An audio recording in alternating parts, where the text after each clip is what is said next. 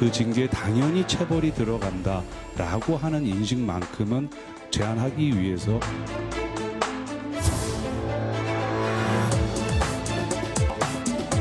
때리는 거는 전혀 도움이 안 된다고 생각하거든요.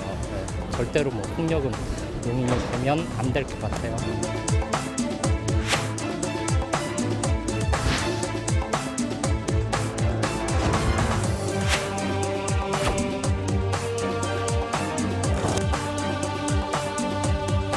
그 애들은 스스로 때려도 뭐 안 된다고 말은 하는데 체벌은 약간은 필요하죠.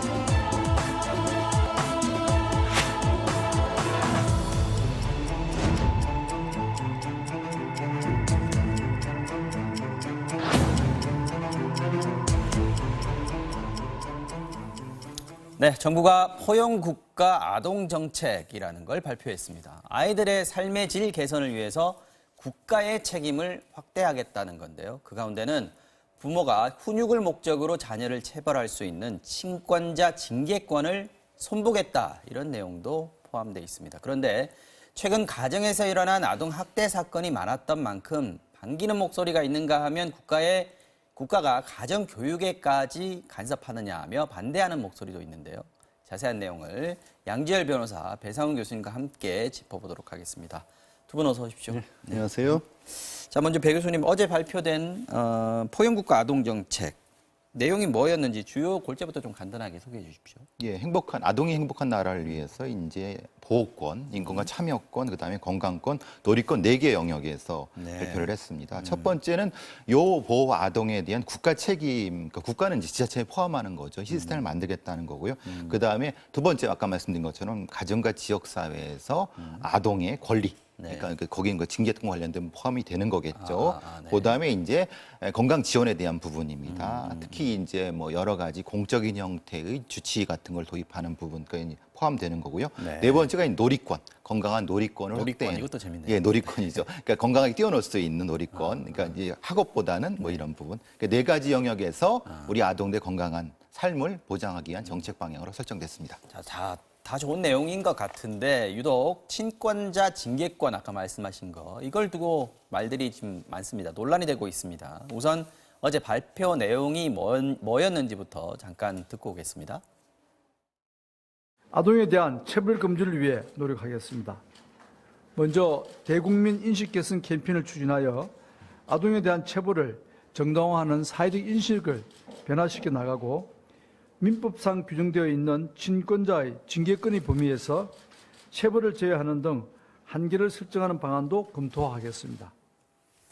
자, 장관 얘기를 들어보면 민법상의 친권자의 징계권이라는 게 규정이 돼 있다는 거죠. 이게 무슨 내용이었나요? 사실 이제 그런 게 있다라는 것 자체를 낯설하시는 분들도 많이 네. 있을 것 같습니다. 사실 이게 무슨 형사처벌이나 이런 데 규정되어 있는 게 아니고요. 민법의 가족법에 관한 규정 중에 친권자가 가진 권리, 우리 흔히 친권자가 누구냐 이런 얘기는 많이 하지 않습니까? 그렇죠. 네. 대부분 친권자의 친권이라고 하는 것은 뭐 자녀의 법률상, 경제상의 어떤 대리 행위를 한다 이런 것들, 재산을 관리한다 그렇죠. 이런 것들을 친권으로 알고 있는데 네. 그 안에 보호하고 양육하기 위해서 필요한 수준의 징계를 할 수 있다라는 내용이 들어 있습니다.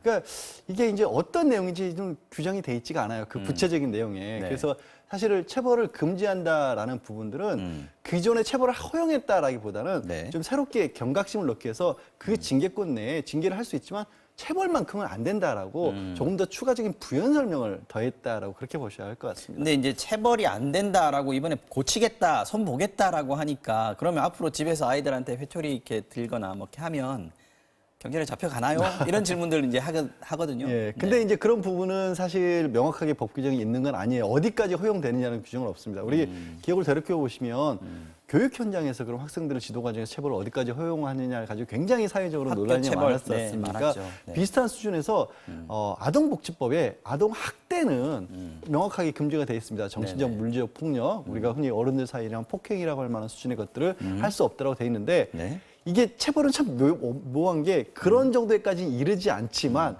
그래도 가정에서 형사처벌 대상까지는 아니더라도 그래도 자녀의 어떤 정신적 아동의 복지를 위해서는 또 선을 넘어서는 그러니까 처벌까지는 안 이르지만 그렇다고 해서 또 아이에게 좋은 상황도 아닌 그런 정도로 지금 막연한 중간지대에 있다고 보셔야 될 것 같아요. 그러다 보니까 어디까지가 처벌을 해, 어디까지나 허용되는 어떤 징계냐라는 게 판례상으로 명확하게 나와 있지는 않은 거죠. 이 공적 영역에서는 네. 아동의 권리에 대한 공적 영역에서는 이미 여러 법 체계 속에서 마련돼 있습니다. 뭐 교사의 체벌이라든가 아니면 아동 학대 금지에 대한 공적 영역은 그러니까 가정 집 밖에 나갔을 때. 바깥에서는. 근데 이제 가정안, 사적 영역에서는 어떤가에 대한 규정이 사실은 모호한 부분이 있었고, 그러면 그것 때문에 여러 가지 문제가 발생하는 것. 그럼 어디까지가 한계인가에 대한 부분을 규정을 해야 되는데 그 규정에 대한 기본적인 구체적인 형태의 것이 필요했는데 우리는 유엔 인권협약에 아동협약을 가입하고도 그 부분에 대해서는 아직 미비한 점이 있었다는 겁니다. 그러니까 이것을 법률적으로 규정함으로써 그것을 마련할 수 있는 기초가 됐다. 이번에 기준을 세우겠다 그렇게 이런 되는 선언이라고 거죠. 봐야 되는 그렇게 거죠. 봐야 되는 거죠. 근데 그 기준을 뭐 세우는 것도 굉장히 복잡한 과정이고 여론 수렴도 많이 해야겠습니다만은 두 분 개인적으로는 어느 정도 수준이 적당하다 또는 합당하다 이렇게 보시는 건지 좀 말씀을 해줄 수 있나요? 뭐 아무래도 물리적인 부분에 대해서는 절대 금지고, 절대 금지. 그리고 그 다음에 이제 어떤 언어적인 부분에서도 기본적인 기준을 사회적 합의를 통해 마련해 갈 수밖에 없을 것 같습니다. 왜냐하면 이건 문화 사회적인 영역이기 때문에 어떤 건 절대, 어떤 말은 절대적으로 안 된다, 어떤 말은 된다 이런 부분은 사실은 합의가 필요한 부분이 아니겠습니까? 매를 들면 안 되는 건지 뭐 이렇게 꿀밤을 먹이는 것도 안 되는 건지 이렇게 볼을 약간 꼬집는 것도 안 되는 건지 이런 고민들을 하게 될 것 같아요. 그걸 아마 정할 수는 없을 겁니다. 불가능하죠. 이제 법으로 민법에서 체벌만 안 된다고 하면 어쩌면 이제 시행령 같은데 좀 예시는 들 수가 있을 것 같아요. 예시를 들어서. 뭐 과도하게 지금 만들어지는 공적령의 아동학대에 관련된 규정들을 좀 준용을 해서 예를 들어서 좀 아동의 정서나 신체에 과한 어떤 상처를 주는 것들은 안 된다. 이것도 막연하잖아요, 사실은. 근데 그럴 수밖에 없는 거죠. 그리고 교수님 말씀하신 것처럼 그런 정도의 국가가 규제할 수 있는 것은 큰 어떤 선을 그어놓고 그 안에서는 좀 정말 사회적 합의 내지는 어떤 각 가정들마다의 어떤 공통된 규정 이런 것들을 좀 뽑아 나가는 과정이 필요하죠, 앞으로. 어쨌든 가정에서의 체벌은 안 된다라는 어떤 원론적인 부분에 대해서는 두 분 다 공감을 하고 계신 것 같은데 사실 시민들의 의견을 들어보면 이게 찬반 의견이 꽤 팽팽합니다. 가정 내 체벌 금지가 시민들은 어떻게 생각하고 있는지 직접 한번 들어봤습니다. 대화로 웬만하면 하려고 하는데 가끔 안 될 때가 있어요. 오냐 하고 키워보다 보니까 요즘에 자기밖에 모르는 경우가 굉장히 많잖아요. 그래서 체벌은 꼭 필요하다고 봐요. 때리는 건 전혀 도움이 안 된다고 생각하거든요. 절대로 뭐 폭력은 용인이 되면 안 될 것 같아요. 굳이 체벌을 해야 되나라는 생각이 있어요. 근데 떼찌 정도는 괜찮지 않을까요? 국가가 엄마가 몰래 때리는 거 티도 안 나게 때리는 거 어떻게 처벌을 해요? CCTV를 일일이 설치하는 것도 아닌데 사실 하지 말라고 한다고 가정 내 체벌이 없어지는 거는 아니라고 생각하거든요.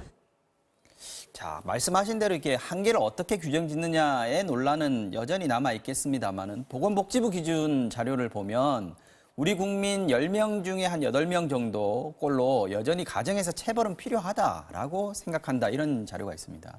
하지만 가정 내 폭력 또 이제 아동 학대와 관련된 어떤 끔찍한 사건들이 꽤 많았기 때문에 우리가 이런 부분들에 대해서 좀 민감한 거 아니겠습니까? 사실 이 아동 가정 내 체벌 부분은 한 세대가 지나가야 됩니다. 사실은 본인이 이제 맞고 뭐 이런 걸 훈육을 받았던 세대가 그것이 부모가 됐을 때 그 부분을 사실 그걸 망각하기 힘들거든요. 방식이라는 것은 사실은 학습되는 거기 때문에 근데 그 학습된다고 하는 것 자체가는 한계가 없습니다. 우리가 폭력이라는 것은 한번 그 사용하게 되면은 그 한계를 설정하기 너무 어렵습니다. 한번 그 때려서 훈육을 한 것의 경험치를 가진 사람은 그 한계치가 훅 올라간다는 겁니다. 점점 더 강도가 세질 수 있다. 역치가 올라간다는 거죠. 그렇기 때문에 사실 서구에서도 이 부분에서 명확히 규정을 했던 것은 물리적 체벌은 안 된다. 한다 하더라도 아주 제한적으로 한다라는 정도를 간다는 거죠. 왜냐하면 이것은 그것 자체가 학대라든가 물리적인 접근 자체에 대한 근거 자체, 한계 자체가 상당히 어렵습니다. 실제로 범죄를 다뤄보고 아동학대에 대한 다룰 때는 그 부분 자체가 사실 설정하기가 어렵습니다. 왜냐하면 그 스스로는 이거를 훈육으로 생각한다는 겁니다. 그러니까 이렇게 때렸어도 피멍이 많이 들어서도 이걸 훈육으로 생각한다는 아빠 거죠. 입장에서. 예, 그렇죠. 예. 만약에 체벌이 이렇게 법으로 딱 금지돼 있었으면 우리가 이전에 지금 아동 학대, 가정 내 아동 학대라고 일컫는 이런 좀 심한 죄까지 가는 그런 범죄들이 좀 예방이 되지 않았겠느냐 이런 의견이 있는 한 반면에 만약에 이게 앞으로라도 체벌 금지 이걸 이렇게 명확하게 박더라도 실효성이 있겠느냐, 가정 내에서 이걸 어떻게 확인을 하겠느냐 이런 그 우려들도 있습니다. 이번에 이제 아동 포용 정책을 보면 꼭 체벌 금지만 담고 있는 게 아니라 아까 교수님이 사진을 설명하신 것처럼 굉장히 여러 가지 정책들이 들어가 있고 그 중에는 지방자치단체의 이제 가정폭력, 아동학대와 관련된 담당관들 지정을 해서 경찰과 같이 동행해서 가정들을 방문할 수 있다 이런 권한들까지 주고 있거든요.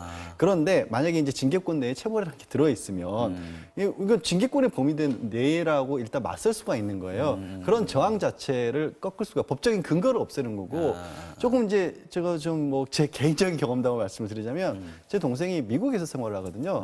미국에서 생활하는데 아이들이 어린데 운동을 하느라고 이렇게 운동하면서 소리를 좀 내잖아요. 소리를 내고 운동기구가 있으니까 좀 떨어뜨리는 소리도 나니까 이에 있어서 아이가 있는 집에서 저런 소리가 나니까 뭔가 수상하다. 신고 들어갔나요? 신고가 들어간 거예요. 근데 신고가 들어가는데 그런 일들이 꽤 있죠. 그런 정도의 일만으로 완벽하게 격리를 시켜놓고 몇 시간 동안을 집안을 샅샅이 정말 압수수색하다시피 해가면서 경찰이 와서 하고 아이의 심리상담 전문가가 혹시라도 뭐 부모로 또 피해가 있는지를 낱낱이 들여다보더라는 겁니다. 그러니까 그런 정도로까지 공적인 영역이 어떤 순간을 넘어서게 되면 개입할 수 있다는 거를 주는 것만으로도 사실 가정 내에서도 상당히 줄어들 수가 있거든요. 그러니까 그리고 그런 것들이 필요할 정도로 우리도 아동학대의 수준이 좀 위험하다라는 어떤 판단이 정책적 판단이 내려진 거죠. 선진국일수록 약자의 안전에 대한 배려나 관심이 훨씬 더 강하다. 이런 걸 좀 보여주는 사례인 것 같고 우리도 이제 그쪽으로 가는 거라는 그렇죠. 거죠. 공적 시스템이 확대되는 부분입니다. 그러니까 사적 시스템이니까 절대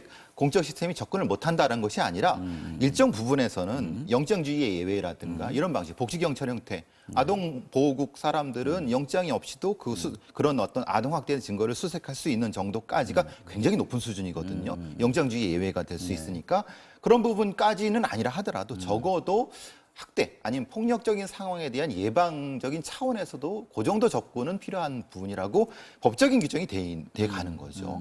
다른 나라의 경우는 어떻습니까? 지금 이 체벌권, 뭐 징계권 이걸 보장하는 데가 우리나라하고 일본 정도가 법에 있다 그러는데 일본도 지금 손 본다 그렇죠. 그런다고요? 일본도 이제 본다고 하는 거고 스웨덴에서 최초로 도입되고 54개국에서 시행되고 있다고 합니다. 자녀 체벌 금지에 대한 그 여러 가지 법적인 명시하는 것이. 명시한 부분은 아무래도 북유럽의 복지 선진국 쪽에서 미리 시행하고 있는 부분이고 그렇다고 해서 전 세계 200개 넘는 데가 다 시행하는 건 아닙니다. 왜냐하면 이건 각 사회의 문화 차이도 있는 거고 어떤 종교적인 문제도 있을 수 있는 거기 때문에 거기에 맞게끔 거기 문화권에 맞게끔 좀 작용해서 다른 거죠. 어쨌든 그 방향으로 가는 것만큼은 맞는 것 같습니다. 논란은 계속 되겠습니다만요. 다음 이슈 보시겠습니다.